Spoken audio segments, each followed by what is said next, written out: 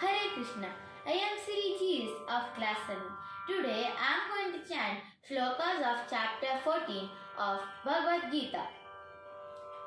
Mukam karoti vachalam bhangum langayate girim yatkripatamaham vande paramananda madhavam Shri Krishna Parabrahmane Namaha Shrimad Bhagavad Gita Su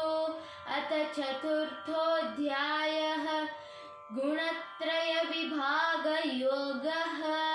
Shri Bhagavanuvacha Param Bhuya Pravakshyami Jnananam Jnanamuttamam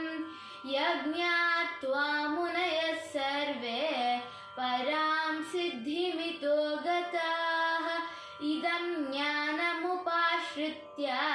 Mama Sadharmyamagatah Sarge Pinopajayante Pralayena Vetanti Cha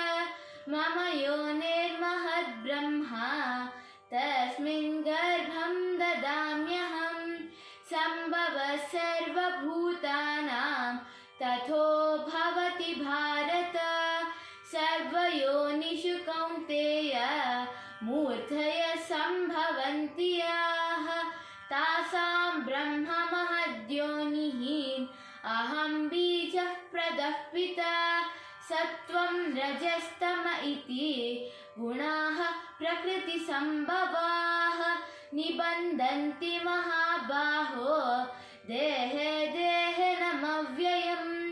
Tatra Sattvam Nirmalatvat Prakashakamanayam Sukha Sangena Badnati Jnana Sangena Chanaga Rajo Ragatmakam Vidhi Trishna Sanga Samudbhavam Tanni Badnati Kaunteya Karma Sanghena Dehinam Tamastvajnanajam Vidhi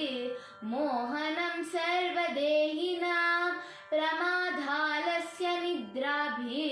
Stanni Badnati Bharata Sattvam Shuke Sanjayati Rajak Karmani Bharata Jnanamavritya Tutamaha Pramadhe Sanjayatyuta Rajastamaschaabhibhuya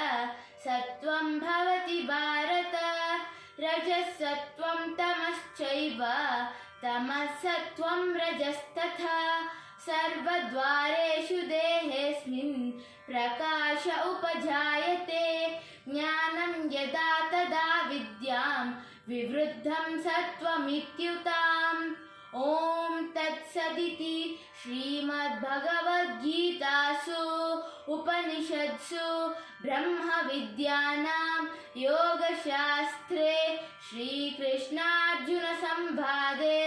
Gunatraya Vibha